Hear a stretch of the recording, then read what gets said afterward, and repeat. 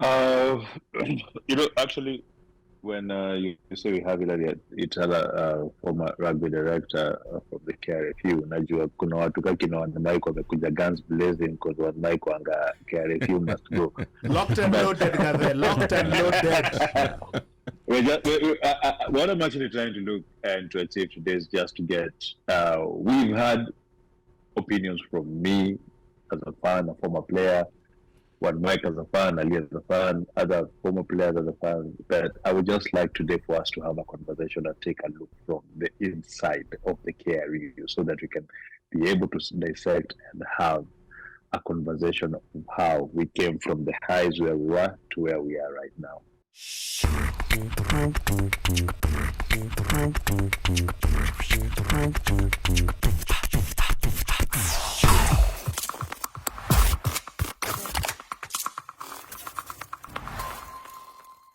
This mandamanos, like just trying to understand from here, do they get, are they just for political mileage? Do they get any outcomes, in as far as maybe even altering or changing legislation that's punitive?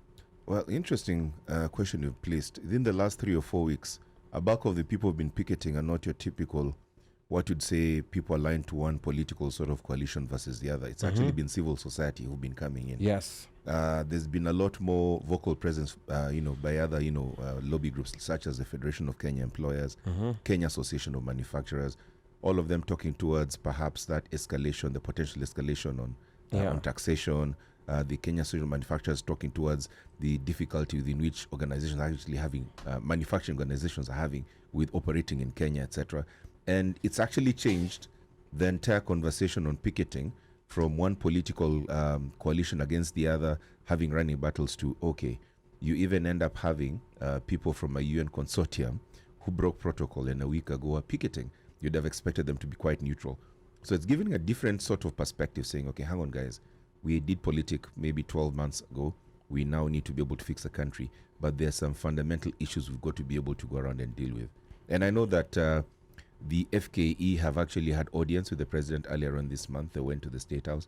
I know KAM have also had a similar sort of engagement.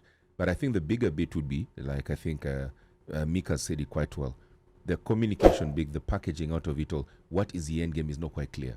Yeah. And I think that it's just accept this, and then the good things on the other end. And I mean, wait and see. Yes, and I'll give you an example. When NHIF came around and actually said that they wanted to go around and up the contribution, they actually said the benefits they're looking at trying to do is to ensure anyone above the age of 60 can go to hospital and get sorted without, having anything in the pocket. Any pre-existing conditions such as diabetes, if anyone had anything, with their kidneys that needed to be sorted out, etc., that they'd cater for it. So right from the get-go, by the time they said, and from this day to actually increasing, the acceptance to it was, like almost automatic. And indeed, they delivered on their promise. But on this particular one, whether it is going to be a one-bedroom house in Migori, whether Mika is actually going to get a Diani beach house, I'm still not so certain where this free housing and what sort of house it is going to be. Okay. All right. Now, but here's the other thing. There's this talk also of Parliament being captured. So with all this mandamano, and you talked about the threat that came from the president the other day, that you must vote for this finance bill if you're in a coalition. Is this just one of those situations where we're doing whatever we want to do, but this will still pass? Because there's that talk of Parliament being captured, and that despite the fact that MPs are going back to mashinani and getting people's views, they are already, they've already been decided for on how they're going to vote. I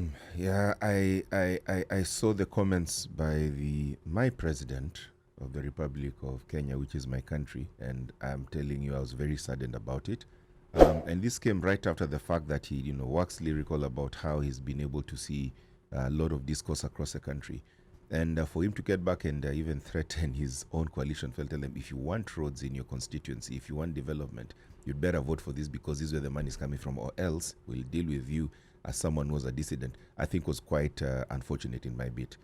What my expectation is that they should be able to go and look at some of these pertinent issues that have been raised by the various lobby groups and try and get a negotiating point. That is the feeling and my hope. The reality of what has happened in the past, and we're not just talking about the current president, but any other president in the past who's actually sought to go around and get some taxation, is that for as long as it's actually been sensitized, the Pavlov experiment has already begun, and they'll just keep on ringing the bell. Whether the food comes in or not is another thing. But people still have that hope that chakula itakuja. Correct. Yeah. Correct. All right. I want to remind the listeners that you're tuned into the One Mic Show, and I'm your co-host and producer, Ali Badawi. Our guest tonight is Hilary Teller, the board chair of Technology Service Providers of Kenya, TESPOC. He's currently in the U.S. representing TESPOC in the ICANN 7 Policy Forum. Now, ICANN is an international organization that manages global internet. Now, Hilary Teller is also the former director of the Kenya Rugby Union. So keep it locked, because we will be talking about the future of Kenyan rugby. We want you to stay tuned for that. And we'll also shortly be talking about how diaspora can meaningfully contribute to the finance bill or to engagement on issues happening in Kenya. But before we continue, I want to go to Mika, and we will be talking to Itela about rugby in a few moments. Mika, I want you to give the audience a hint of maybe some of the questions you have for him regarding the future of rugby in Kenya. Mika. Actually, when you say we have Itala, former rugby director from the KRFU, najua kuna watu kakina wanamaiko wamekuja guns blazing because wanamaiko anga KRFU must go. Locked and loaded, Gabriel. Locked and loaded. What I'm actually trying to look and to achieve today is just to get, we've had opinions from me as a fan, a former player, OneMic as a fan, Ali as a fan, other former players as a fan, but I would just like today for us to have a conversation and take a look from the inside of the KRU so that we can be able to dissect and have a conversation of how we came from the highs where we were to where we are right now, and how he, in his own opinion, as somebody who was a very good rugby player, somebody who was a very good rugby coach and went to rugby administration, so it's somebody who knows and understands his rugby and how we can do back. We can be able to elevate our rugby back to where it was and better than where it was. Okay, all right. So you want to stay tuned. Itela is going to be talking about rugby from an insider's perspective, because there's been a change in guard. And some people believe that the change in guard is what's going to change rugby, but there may be certain fundamental things from the inside that we don't know about that might still affect us, like going forward. Like the Kenya Sevens team has been relegated from the RB 7 circuit, and we just want to get just a perspective of seeing from Itela whether there are some fundamental things that will still hold us back, or if we're looking to a bright future. Mimi niko na maswali za polisi, but nitangoja tu. Okay, all right. Hapa itakuwa cross examination ile ya ajab.